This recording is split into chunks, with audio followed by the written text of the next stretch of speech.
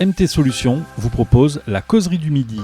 Avec MT Solutions, faites appel à un réseau de compétences internationales pour tous vos projets.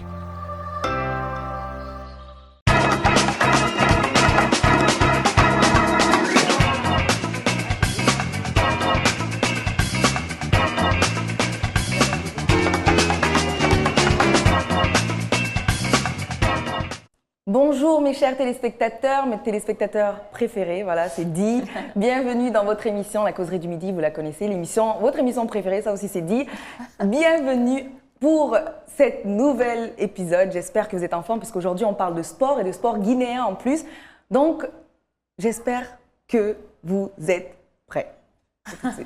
Et oui, Hawa, lorsqu'il s'agit du sport en Guinée, la population et les officiels ont tendance à privilégier le football en tant que sport national, ça il faut le dire aussi. Mais il existe malheureusement, ou heureusement, parce que ce n'est pas considéré pour l'instant, mais il y a beaucoup d'autres disciplines dans lesquelles les Guinéens brillent et sont extrêmement talentueux et prometteurs. Totalement. Le basketball en est un. Et aujourd'hui, pour votre plus grand plaisir et surtout celui des fans et téléspectateurs masculins qui ont réclamé ça, plus d'invités masculins. Un plateau avec des hommes, hein, voilà. La causerie du midi s'intéresse aujourd'hui au basketball guinéen. C'est parti pour le talk show qui vous ressemble.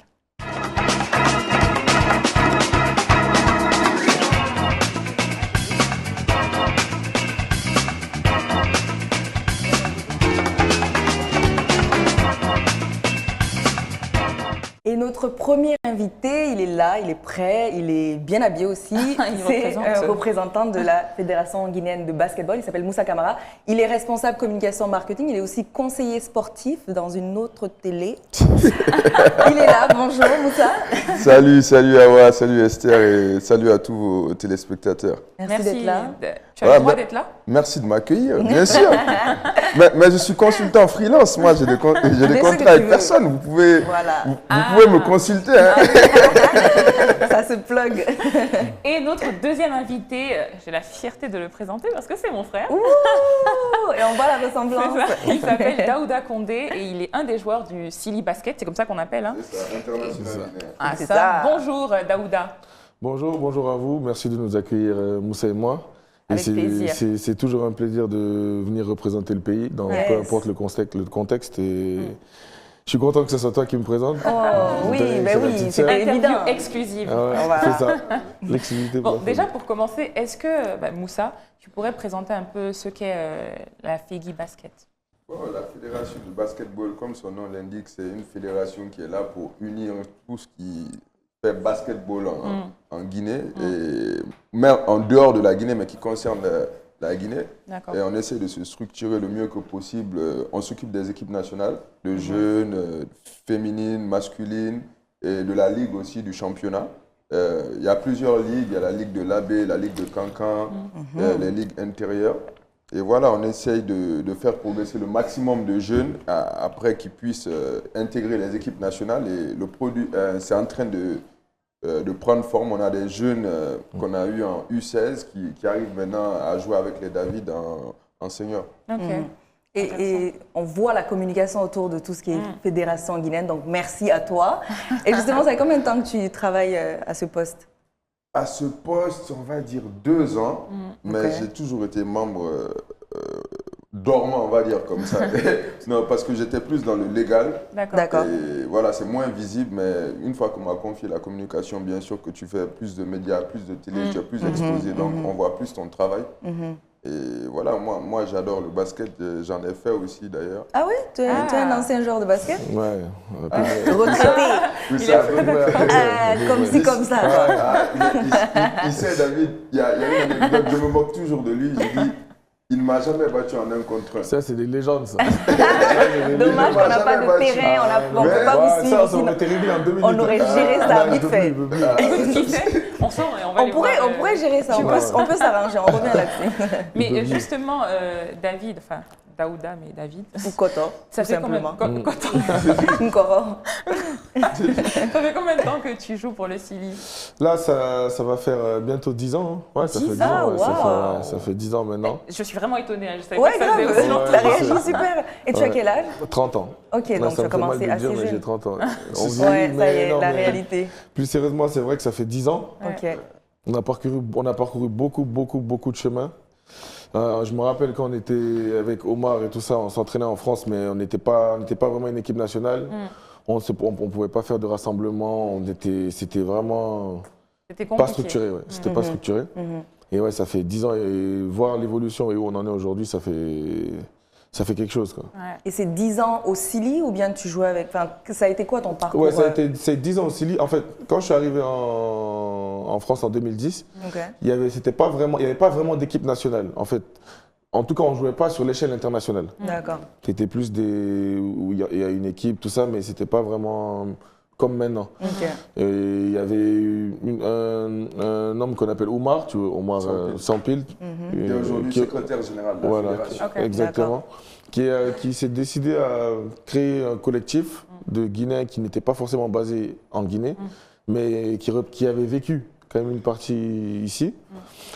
Et on a commencé à faire des matchs ensemble, mais pas en Europe, plutôt en Europe. Et au final, on a vu que la mayonnaise a pris. Et on a continué sur cette lancée pour créer l'équipe nationale officielle, quoi. D'accord. Et lui, il est revenu vivre en Guinée justement pour être sur place et créer les bases de ce qu'il faut. Et ouais, du coup, on est parti de là. Et là, on est bien parti. On a fait 2 Afro-Basket. En 10 ans, c'est quand même pas mal. 2 Afro-Basket. Là, on est qualifié pour le 2e tour de la Coupe du Monde, les qualifications de la Coupe du Monde. Et voilà, ça avance, quoi. Et aujourd'hui, tu joues seulement au Chili ou tu fais d'autres, enfin, tu es dans d'autres équipes? Non, je joue au club de Hier Toulon, HTV en France, qui évolue en 3e division en National 1. Et ouais, c'est ma 2e année là-bas. 3e division, c'est AAA, genre? Non, c'est Pro A, Betclic Elite, Pro B et National 1, la 3e division. Ok, d'accord. C'est 3 trucs différents. Et du coup, sachant que tu évolues en France, la plupart du temps, enfin la plupart de l'année, est-ce que ça te tenait à cœur de jouer pour ton équipe nationale? Oui, bien sûr. Parce qu'à la base, le basket, c'était un plaisir. Et en faire son métier, c'est mieux, mais jouer pour son pays, c'est encore plus gratifiant. Et j'aurais jamais cru pouvoir jouer pour l'équipe nationale un jour. Et maintenant que c'est le cas, à chaque sélection, je ne réalise pas, quoi. C'est toujours une fierté, c'est toujours un bonheur extrême. Et tu es bien encadré, j'imagine. Ouais. Tu as le droit, hein. On est entre nous, tu peux nous dire. C'est la causerie. Tu peux nous dire. Ça s'est amélioré, franchement, vachement amélioré. Avant, comme c'est un exemple. Avant, pour venir, il fallait venir le jour de la compétition. On payait nos billets. Je ne sais pas si tu te rappelles, on payait nos billets. Les maillots étaient cousus au marché. C'était vraiment au jour le jour. Une vraie évolution. Parfois, tu pouvais jouer avec le maillot de quelqu'un d'autre parce qu'ils n'avaient pas prévu qui est tel joueur ou tel joueur. C'était compliqué. C'est vraiment, ça m'impressionne parce que, comme je le disais dans mon introduction, j'ai l'impression qu'ici, il n'y a que le football qu'on met en avant. Parce que ce genre d'histoire, on les entend rarement quand le Chili national football va jouer ou quoi. T'entends jamais qu'on a cousu leur maillot. Non. Eux, ils n'ont pas eu ce genre de complications. Le sport de haut niveau réclame beaucoup de moyens financiers. Et quand on fait un déplacement comme ça, comme on vient d'Abidjan, là, ça vous coûte minimum entre 60 et 80 000 euros le déplacement. Parce que vous avez un encadrement de 24 personnes à prendre en charge, les billets d'avion pour les faire venir. Et les grands, souvent, il faut les mettre en chambre single. Vous ne pouvez pas les mettre en chambre double. Ils coûtent plus cher, les grands.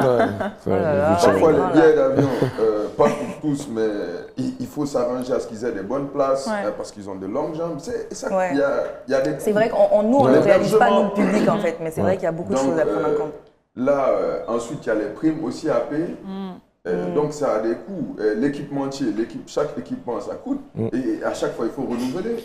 Ça coûte. Donc, mais ça vaut la peine, nous, finalement. On essaye de travailler avec le gouvernement. C'est pas tout le temps facile.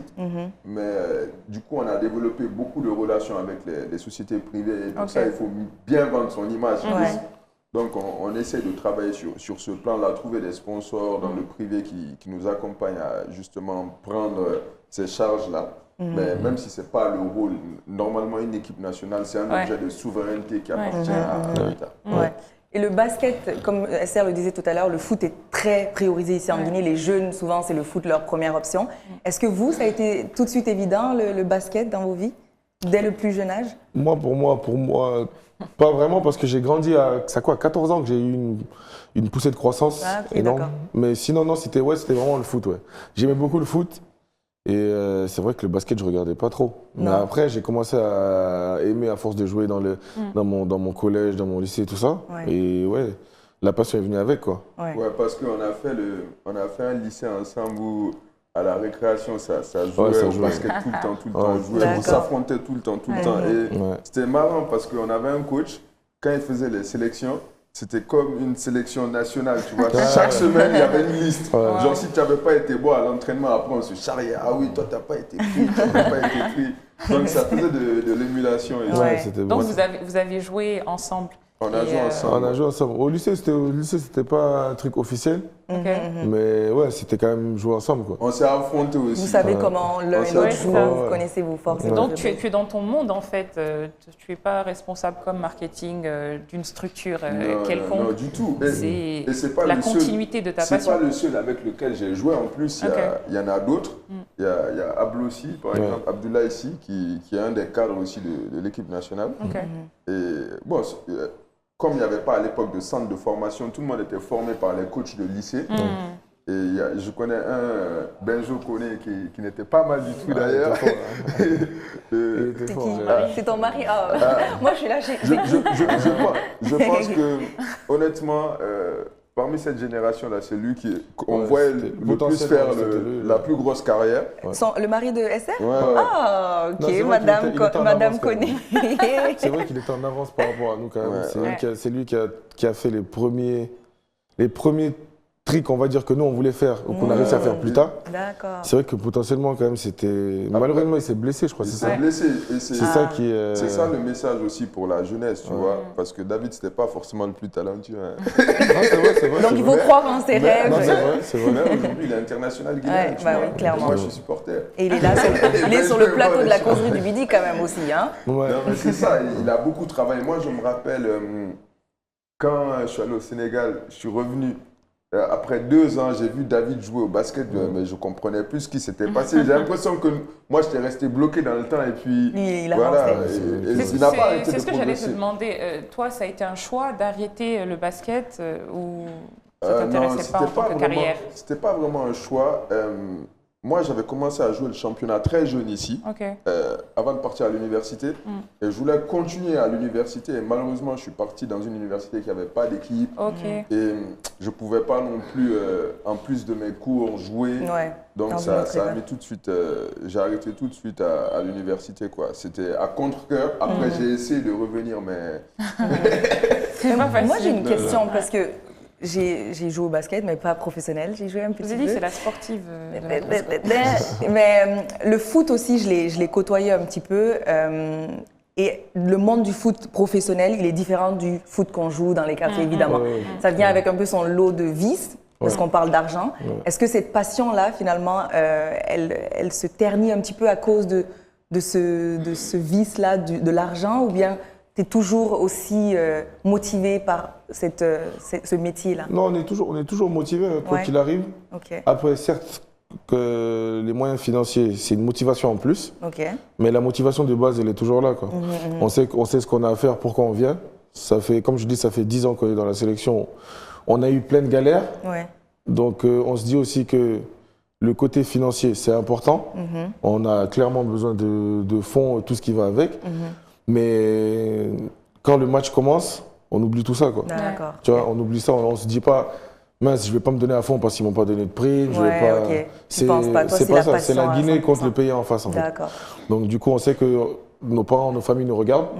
Et on n'a jamais été éduqués dans cette optique de s'il n'y a pas les sous, s'il n'y a pas l'argent, on se donne pas à fond. Vous êtes là pour le basket, c'est ça, le exactement. sport en lui-même. On veut rendre fier le pays, nos parents, nous. Et bon, c'est déjà des motivations assez suffisantes. Après, c'est vrai que financièrement, ce serait bien qu'on ait un peu plus d'aide par rapport au foot. Pas au détriment du foot, c'est pas ce qu'on veut dire, mais il y a d'autres sports. Le problème, c'est que si les jeunes de nos jours, si on veut promouvoir les autres sports, et que les jeunes de nos jours voient qu'il n'y a que dans le foot où ils ont une chance de percer ou Ouais. d'évoluer, Ouais. Bah c'est oui, clair que si on te donne qu'une option, tu vas la prendre, quoi. totalement. Et Ouais. Ouais. c'est pour ça, quoi. C'est pour ça qu'on essaie de Mais- développer ça de notre côté. Justement, en parlant D'accord. du monde du basketball, Mhm. tu as parlé des vices du monde du foot. Mhm. Comment est-ce qu'on pourrait décrire l'industrie du basket en Guinée ou en Afrique en général? Moi, je dirais que c'est plus une grande famille. Ouais, si c'est tu une- veux. c'est- Le basket, c'est vraiment... les gens se connaissent vraiment dans le basketball. C'est genre, soit vous avez joué au lycée, soit vous avez côtoyé le même club, ou vous avez des amis en commun. Ça se retrouve... C'est plus familial que le foot, si tu veux. D'accord, Il y a ok. ce côté famille basket là. Ouais. On Ok. utilise beaucoup ce terme en plus, la Ouais. famille du basketball. Ok. Et c'est vraiment, c'est pas juste une expression, hein, c'est vraiment que tout le monde se connaît et c'est très familial. Moi, à chaque fois qu'on va jouer les Coupes d'Afrique, les compétitions comme ça, même avec les autres pays, hein, Ouais, bien on sûr. discute ensemble, Bien sûr. on sort ensemble après les soirs et tout. Après le match, c'est fini, on est tous des Ouais, c'est amis. fini. Ok. ouais. Ok. Et voilà. Donc ces rumeurs-là qu'on peut entendre, comme quoi le basket guinéen, ils sont pas unifiés, Ah, c'est pas c'est vrai faux. ça? Ah, justement, On il y a les éteint, c'est c'est ça, il y a lui. une petite polémique, Ouais. justement. Il y a beaucoup qui se plaignent, comme tu disais, que le basketball guinéen n'est pas unifié. Il y a beaucoup, il y a même un collectif qui a été créé, je ne vais pas dire qui est contre la FEGI Basket, mais qui n'entre pas dans les mêmes Bon, valeurs. Quel est Bon, votre avis sur ça? Ça, je laisse bon, comme ça. nous, dans notre rôle fédéral, on veut toujours fédérer le maximum de personnes autour de notre cause. C'est notre rôle, c'est notre objectif. Mais après, tu ne peux pas toujours être d'accord avec tout le monde. On fait tout pour les ramener à la maison. Mais voilà, et je pense qu'on va finir par s'entendre. Vous savez, dans d'autres pays, il y a ce qu'on appelle des ligues privées. Hein. Il y a des gens qui ne sont pas dans les fédérations. La NBA, par exemple, c'est une ligue privée.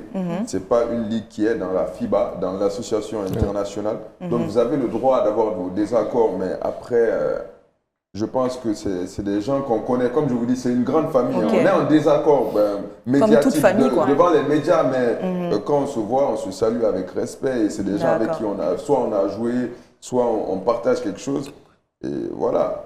Et je pense que c'est quelque chose qui va se régler, je le souhaite. On a prévu un congrès très bientôt pour pouvoir les réintégrer. Et j'espère qu'ils vont accepter cette nouvelle main tendue là. Mais concrètement, de quoi ils se plaignent? Oh, ils se plaignent de beaucoup de choses. Ils se plaignent. Ça a commencé par une histoire de statut. Ensuite, maintenant, ils se plaignent de l'absence de championnat D'accord. cette année. Mais c'est juste parce qu'ils ont demandé au ministre qu'il faut qu'on s'entende, sinon il n'y a pas de championnat. Vous voyez un peu la subtilité de. Ok, d'accord. Donc, mais je pense qu'on va finir par s'entendre parce que le ministre est dans cette optique-là. Ouais, vous avez et tous nous un aussi, objectif on est dans cette commun, optique-là.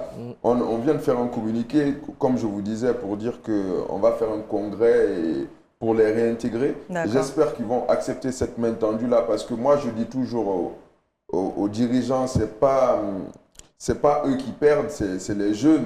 Bah parce oui. que nous, on a besoin de produire des jeunes, c'est-à-dire moins de 16 ans et moins de 18 ans, pour que eux, dans 2-3 ans aussi, ils puissent intégrer l'équipe nationale. C'est comme ça la machine, elle tourne, pour qu'ils puissent avoir des bourses universitaires aux États-Unis, etc.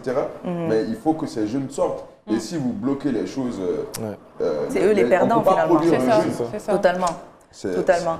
Et qu'est-ce que finalement, parce que comme vous le disiez tout à l'heure, il y a eu une grande amélioration, un grand développement en ce qui concerne les actions, ce que le CILI a accompli aujourd'hui.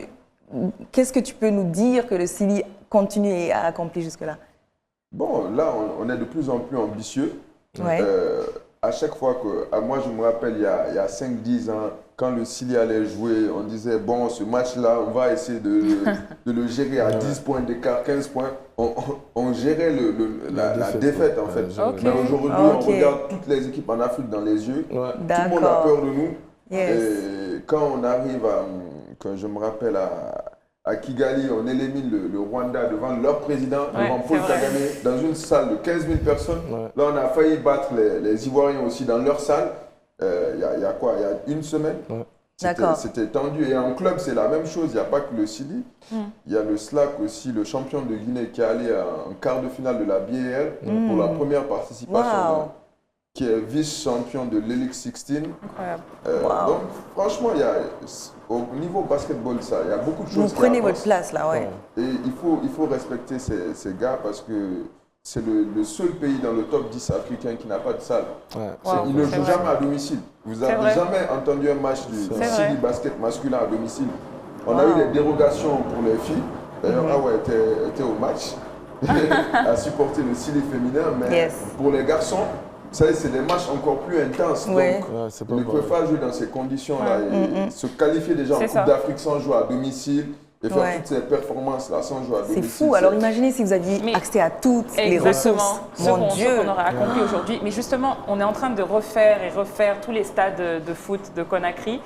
Mais je n'ai pas encore entendu parler de faire une salle pour le basket. Qu'est-ce que le ministère même compétent fait pour vous aider? Ce qui est dommage dans cette histoire-là, une salle polyvalente ne sert pas qu'au basket. Donc quand on a quitté Kigali, après il y a eu la Coupe d'Afrique de volley, ils ont eu la Coupe d'Afrique de basket, ils ont voilà, la basket finalement c'est pour tous quoi. Il y a la boxe, il y a aussi des concerts, c'est des salles polyvalentes.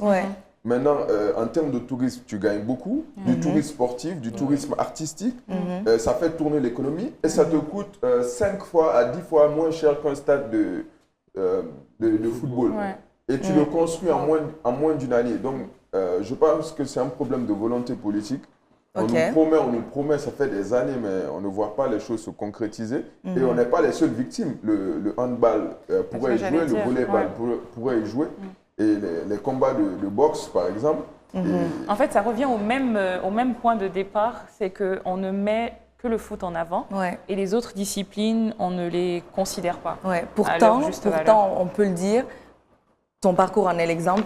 Des jeunes qui finalement se voient plus dans le basket, ils sont là, ils sont forcés, on va dire, à tenter le foot et vivre des échecs parce qu'ils n'ont pas forcément cette passion finalement. Et c'est dommage parce que le sport, on le sait, ça discipline les jeunes. C'est ça surtout. C'est surtout que, bon, au début, les 5-6 premières années en sélection, on n'avait que des défaites. Mais avec toutes nos conditions, on a des résultats. Heureusement pour nous. Malgré tout. Malgré tout, on a des résultats.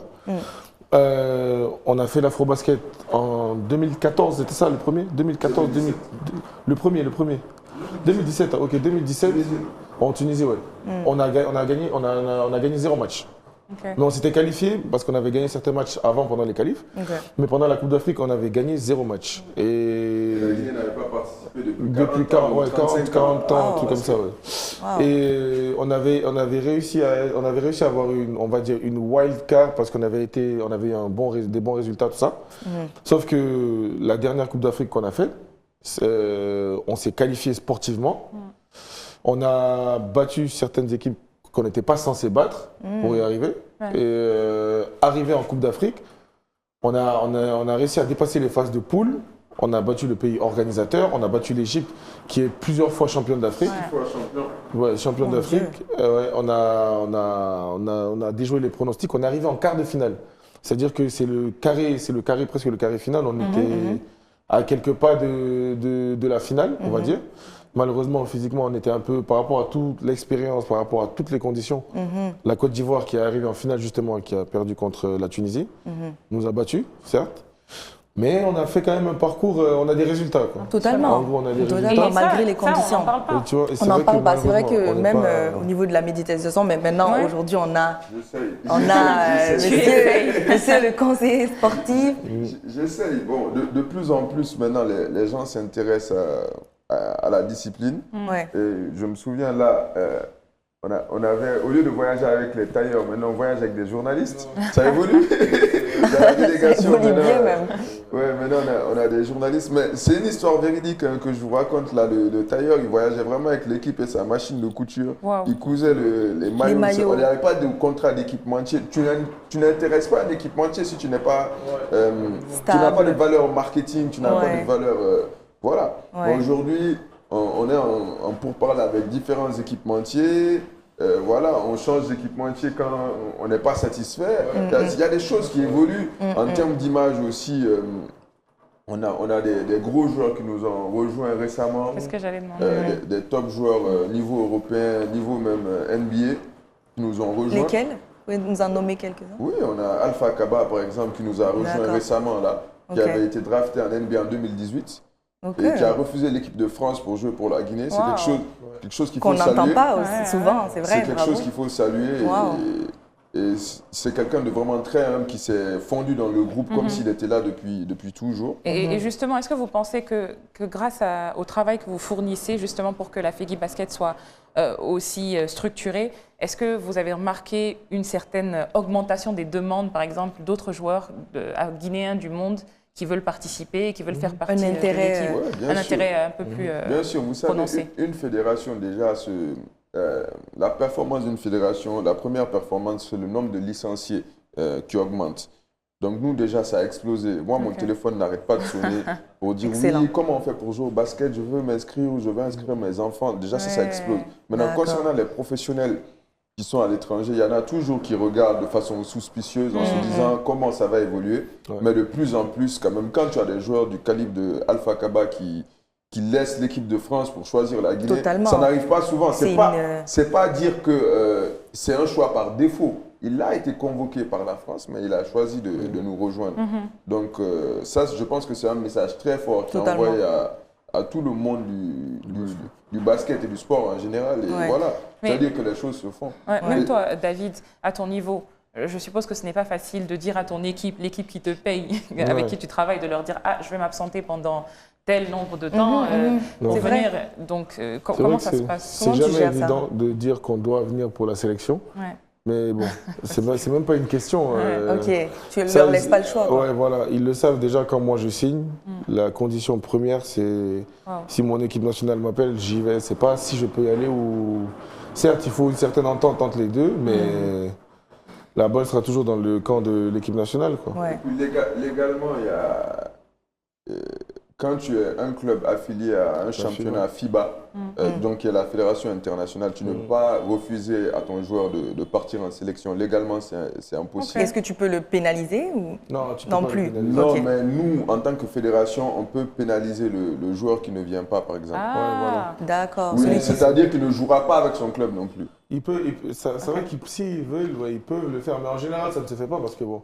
C'est gentleman agreement. Ouais, c'est on ne peut pas nuire non plus à nos joueurs.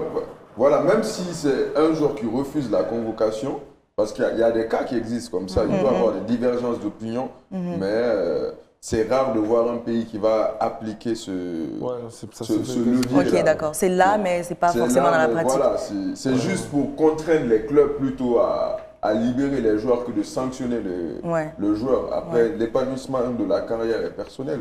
Et quand un joueur se blesse, vous couvrez tout aussi à ce niveau-là? Enfin, s'il se blesse pendant... Ou même dans le cadre de votre contrat. C'est FIBA qui s'occupe des assurances. Après, quand on a des joueurs NBA, par exemple, l'assurance peut vite exploser jusqu'à $1 million. Donc parfois même FIBA vous dit écoutez, ça c'est vous qui gérez. Ça c'est occupez-vous de ça.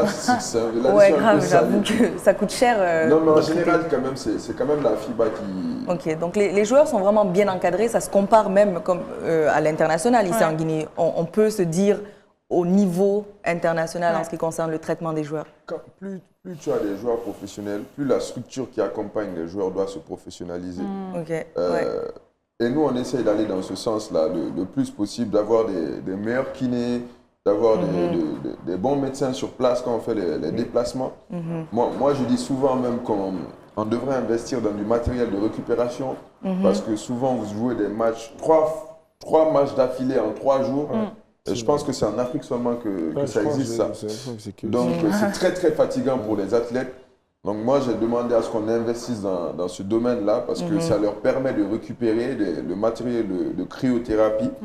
Donc, on essaye de s'améliorer à chaque fois. Ce n'est pas facile. On n'a pas les moyens du foot, comme vous le disiez. Le foot, c'est juste sur la Coupe d'Afrique, c'est 6 millions d'euros de budget. La Guinée, ils sont partis avec 6 millions d'euros. Juste pour la Coupe d'Afrique. Donc, je pense que nous, on fonctionne un peu au jour le jour, avec ce qu'on arrive à acheter avec les sponsors. Malgré tout, vous êtes capable de nous faire rayonner. C'est fou, mais justement, tu en parlais au départ, David, quand on disait le ministère, qu'est-ce que vous auriez à leur demander? Enfin, peut-être pas le ministère seulement, mais les bonnes âmes, c'est quoi vos demandes concrètement? Exactement. Déjà, comparé à avant, il faut quand même reconnaître qu'on a reçu des primes Ok. par rapport aux 2 dernières compétitions qu'on a faites, celle des fenêtres de Coupe du Monde et la Coupe d'Afrique. Donc c'est vrai que sur ça quand même, on remercie le ministère et tout ce qu'ils ont fait par rapport à ça. Ministère Le du Sport. président de la fédération aussi pour sa Bien sûr. persévérance aussi. Il Bien s'appelle sûr, comment le déjà le président. président? Sakoba Keita. Sakoba Keita. Keita. C'est vrai qu'il fait beaucoup pour le basket en Guinée. Lui. Vraiment, c'est quelqu'un qui est respecté dans l'équipe par Ok. rapport à ce qu'il a fait et ce qu'il fait encore. D'accord. Mais c'est vrai qu'on aimerait quand même, on aimerait un peu plus de soutien. C'est vrai que ça ferait du bien un peu plus de soutien financier. On ne demande pas 6 millions d'euros. C'est des sommes astronomiques parce que c'est vrai que si tu pars de zéro, 6 millions c'est énorme. On demande juste un peu de soutien pour que justement, comme on a dit, des joueurs comme Alpha Kaba puissent revenir dans la sélection. Pas pour l'argent ou quoi que ce soit, mais pour se dire, en disant que le pays vous suit, quoi. Ouais. Et c'est Voilà. vrai que si le pays suit en général, si le pays suit, les joueurs et les patriotes, ils répondent. C'est une motivation en plus. Et on aimerait vraiment pouvoir compter sur ça, quoi. Qu'on ait des arguments quand on va appeler des joueurs de calibre différents. Exactement. Qu'ils C'est soient vrai que- confortables de Voilà, revenir. c'est ça. Qu'ils se disent, ah bon, je vois que ça c'est carré, Voilà. c'est droit. J'arrive. Et après, tu n'as plus d'arguments sur le terrain, tu es obligé de tout donner. Totalement. Et après, voilà. Après, c'est vrai que c'est un vrai gros souci, le problème de la salle, qu'on n'ait pas de salle. Ça, c'est, je veux dire, c'est la base, il me ouais, semble. c'est- Parce que Ouais. on a tellement joué à l'extérieur Ouais. qu'on a l'impression de connaître les salles mieux qu'ici. Bah, c'est ça, La et c'est Côte d'Ivoire, dommage. on s'est joué combien de fois? On s'est joué plus de 10 fois en moins de 5 ans, même plus. Même plus. Mais on est plus allé chez eux que chez nous. Waouh. C'est Alors que malheureusement, symboliquement, ouais, juste c'est ça. l'effet d'être chez C'est soi, chez soi. de recevoir chez soi, ça fait la différence. et de C'est- gagner chez soi. Les joueurs ivoiriens, c'était chez eux les dernières qualifs, là. Ouais. Les prochaines encore. Et les prochaines chez eux, il y a des joueurs qui pleuraient devant la caméra parce que jouer chez soi, c'est. Oh là là. J'ai des frissons. S'il vous plaît, quelque chose, monsieur ouais, le ouais. ministre, Quand on y s'il vous pense. plaît. Donc c'est ça, on aimerait vraiment une salle, Ouais. ce serait la base. En plus, c'est pas le plus gros budget, comme Bah il a non. dit, et ça servirait C'est à un tous. bon investissement, C'est ça. finalement. Si tu accueilles des fenêtres de Coupe du Monde ou de Coupe d'Afrique, le tourisme se fait de. Ouais. C'est du gagnant-gagnant. Ça va Voilà, exploser. il explose. Ça tourne toute l'année en fait. C'est ça en plus. Parce ça. que tu as le basket, tu as le hand, tu as les différentes compétitions de Ouais, différentes catégories et de genres Ouais. masculins et Et féminins. ça développe une culture aussi, Ouais, finalement, c'est- dans c'est un ça. pays, là. Et Tu as cette fierté-là. Il y a des pays qui ont eu cette vision. Tu as notamment le Rwanda, tu as le Sénégal, qui ont des salles comme ça, archi modernes, et qui tournent toute Ouais. l'année. C'est des salles qui tournent, surtout Ouais. au Rwanda, avec Visite Rwanda. Donc c'est quelque chose qui tourne énormément. Et c'est pas, en termes d'investissement, ça te demande pas tant que ça. Et tu peux avoir une salle de qualité. Et voilà. pense Moi, que je le trouve message que, est clair. en parlant de joueurs d'ailleurs, par exemple, il y a le joueur NBA Hamidou Diallo avec qui je discutais la dernière fois. Quand je lui dis, tu devrais rejoindre le Chili, il me dit oui, je veux bien. Il dit, mais à quoi bon jouer pour mon pays si je ne peux pas jouer dans mon Dans pays? mon pays, c'est vrai. Du coup, ça. Tu réponds quoi à ça? C'est Qu'est-ce vrai. que je dois répondre? Voilà. Franchement, C'est j'ai vrai. juste écouté, j'ai dit, tu as raison, tu vois. Ça va venir. J'ai dit, tu as raison. Nous, on se bat pour. Ouais. Le combat qu'on fait aussi, comme disaient les joueurs, c'est pour les autres générations qui vont arriver parce qu'il y a beaucoup de talents qui arrivent chasser les David là. Ouais, justement, c'est ça. Pour terminer, est-ce que justement, c'est quoi l'avenir? À quoi on doit s'attendre de l'avenir du basketball Ouais. guinéen ici, en Guinée? En fait, l'avenir pour moi, il est radieux. Je pense qu'on peut prendre l'exemple du jeune Ibrahima Diallo, qui a été meilleur joueur, parmi les meilleurs joueurs de moins de 16 ans en 2019, qui vient de rejoindre l'équipe nationale senior à peine 18 ans et quelques jours. Waouh! Il vient à peine de finir le high school au Texas, là, mais il a ébloui le palais des sports d'Abidjan de tout son talent déjà à peine 18 ans, beaucoup de Pas mal. personnalité. Pas mal. Et on en a plein qui arrivent comme ça dans les grosses universités américaines. Parce que il faut comprendre que nous, notre formation ici, c'est former des jeunes très rapidement pour qu'ils puissent intégrer des universités et des lycées aux États-Unis. Ils ne vont D'accord. pas vraiment... Très loin. ils vont de moins en moins en Europe. Ok. Ok. Nos jeunes vont de plus en plus Ouais, aux c'est- États-Unis. oui, le Et bas. après, si ça ne marche pas pour eux, ils reviennent en Europe. D'accord, ok. Donc, et on en a de plus en plus nombreux dans les universités avec des bourses. Et je pense que même dans les équipes, on a la plus grosse progression mondiale en 2021 chez les jeunes. selon la FIBA et deuxième chez les adultes, les Waouh. hommes. C'est une fierté, Mais on oui, est c'est fiers, beau. fiers, mon Dieu. Mais à titre personnel, David, par exemple, est-ce que tu comptes revenir à un moment en Guinée, je ne sais pas, ouvrir un institut ou... Oui, bien sûr, c'est l'objectif. Ok. Yeah. De toute façon, comme on dit, on fait ce qu'on a à faire ailleurs pour venir faire en bénéficier son pays. Super. Donc c'est l'objectif. Pourquoi pas promouvoir encore plus le basket guinéen. Mhm. Ce serait vraiment une fierté en plus de savoir que si tu as marqué le basket guinéen de ton empreinte en tant que joueur, de pouvoir le faire en tant que formateur Totalement. Totalement. développer Comme quelque chose Moussa. ici, voilà, comme Moussa, Ouais. exactement. Donc pourquoi s'arrêter là quoi? Pourquoi s'arrêter là et permettre aux générations suivantes d'éviter de connaître les soucis qu'on a eus pour leur faciliter le parcours quoi. En C'est tout cas, l'idéal. moi, On est très contents. je rêve d'une Guinée où mon fils pourra s'épanouir ici, Oui. dans le basket, Ouais. Jouer chez s'entraîner, lui, jouer chez lui. développer cette fierté sportive-là. Ouais, totalement. Ça, ce serait bien. Après, récemment, le ministre des Sports a fait une déclaration comme quoi dans la rénovation du stade du 28 septembre, le palais des sports aussi allait être rénové avec, reconstruit avec un palais des sports de 5 000 places, je pense, entre 5 et 10 000 places. Ok. Bon, on attend de voir. On attend toujours de voir. Donc, monsieur le ministre, on vous a On vous dit, on lance un coucou. Mais surtout que monsieur le ministre même, il a un sport, on va dire, atypique. Intérieur, C'est ça, d'intérieur, oui. c'est ça. Donc, C'est ça. c'est pas un footballeur, c'est pas C'est un basketteur, boxeur, c'est un c'est boxeur. Ouais. Donc, il est censé justement promouvoir comprend, tous nous ces comprend. sports. Bien sûr. Moi, mis un peu de je suis côté. optimiste. Je pense que ça vient. Avec des jeunes comme vous qui sont tellement motivés, ça donne envie d'aider finalement. Ouais, c'est vrai. Je pense qu'on peut s'attendre à quelque chose de bon. On se bat pour et Ouais. moi je rêve que toute cette génération-là puisse jouer au moins une fois devant le public guinéen. Totalement. Et J'espère Dieu- que David, tu seras encore parmi Ouais, nous j'espère aussi. dans le basket guinéen. Parce Ouais. que ça va vite en fait. Comme je vous dis, une salle c'est moins d'un an. C'est du Totalement. préfabriqué, tout Ouais. vient et on assemble. Aujourd'hui, il n'y a plus besoin de construire avec du dur. On installe en préfabriqué et voilà. Donc Ok. il suffit d'avoir une volonté politique et financière et ça se fait très Et c'est fait. rapidement. En tout cas, Wow. le message est passé. Clair. J'espère net. que les téléspectateurs ont apprécié cet épisode. C'est déjà la fin. On vous a dit que ça allait passer rapidement.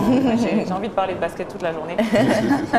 Merci en tout cas de nous avoir suivis sur Joma TV comme à votre habitude du lundi au vendredi à midi dans votre émission favorite, La Causerie du Midi. Et on vous donne bien évidemment rendez-vous sur YouTube, sur nos réseaux sociaux pour revoir ces épisodes si vous voulez en savoir un peu plus sur le basket guinéen et peut-être vous joindre à ces jeunes, à David, Effectivement. pour faire valoir la Guinée à l'extérieur également. On vous donne rendez-vous demain, même heure. À bientôt. Bye.